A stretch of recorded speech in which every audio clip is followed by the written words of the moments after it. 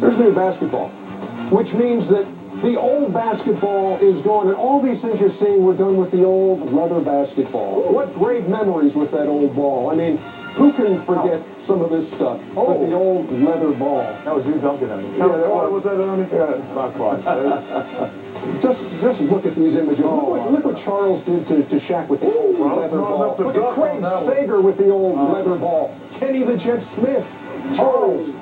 All of that with the old leather ball, which brings us to the new ball, which has been quite a topic of conversation. Some players say it's too slick. Some say when it gets wet, it's too slippery. Some say it's too sticky when it's not. At any rate, Kenny used to be a ball tester. When he played for the Rockets, he was the guy who went through the rack and picked out the leather ball to be used. I got a lot of criticism. Yeah, okay.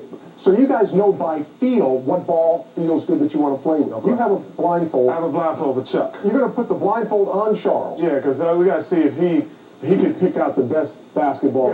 Yeah, we want you to do that. That's what came in handy when I saw some of Kenny's old girlfriend. Yeah.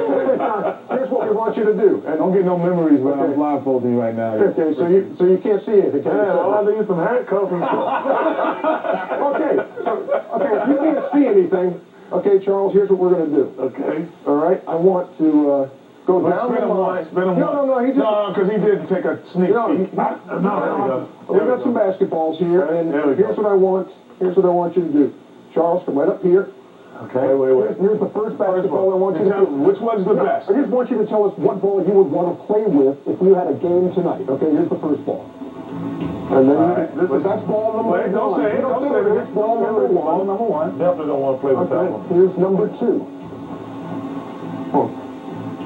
Oh, that's... Okay. What's that? Ball number two. Okay, very good. Here's ball number three, Charles. Ball number three. Would you want to play with that? No. There's so many jokes that I could go right now with you with blindfold. Here is basketball that I'm number four. Which one? Ball number four. Leave me alone, Magic. There's too many jokes right now. Here is ball number four. Okay. And here, put that back down. And here's ball number five. Now, which of those? Wait, we got six too. That's five. Okay, so which of those balls would you like to play a game with if you had to play tonight? Man, what's you? This one. You'd like to play with that ball? Yes. Take off the blindfold. Charles, I guess, Kenny, you know how to take this blindfold off? Trust me, he's taking mid up. Look what you chose. This is an old NBA ball. You did. The leather ball that has been used. And how about this new one? Was it close when you felt that one as you went through? You were giving it some consideration. This ball, the problem I have with this ball, and this just feels comfortable to me. The problem I have with the new ball is it always feels new.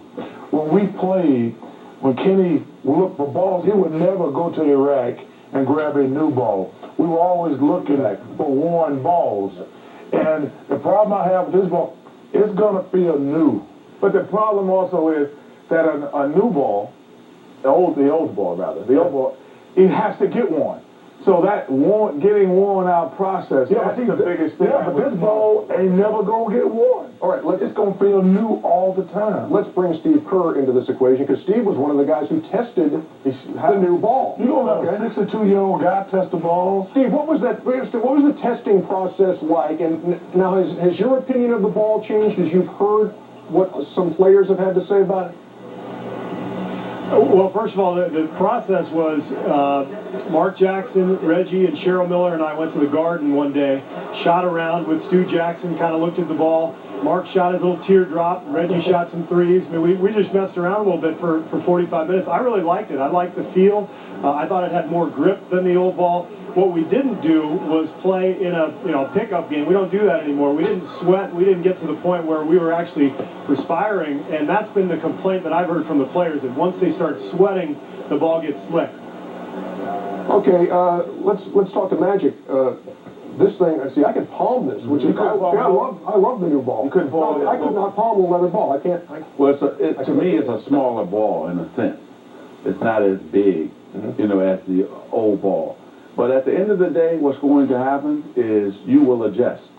And I think that when you talk about playing, all three of us during our years of coming up on the playground, we played with lopsided balls. We played with, good balls, great balls, bad balls. So it won't really matter. I think the players will adjust. It'll probably take them about a month or so into a real game, not talking about exhibition, but a month or two to get it really down as far as, okay, maybe it's better in terms of the seams, maybe it's deeper. But players will adjust because at the end of the day, you're a ball player, right, and the ball won't matter. It won't matter. You know what? The one thing I would say, if you're a shooter, it is a better basketball because just like Ernie said, you can palm the basketball, and it has a better grip. So you can grip it, and you can be off balance, and you can get the ball in your hands a little bit better.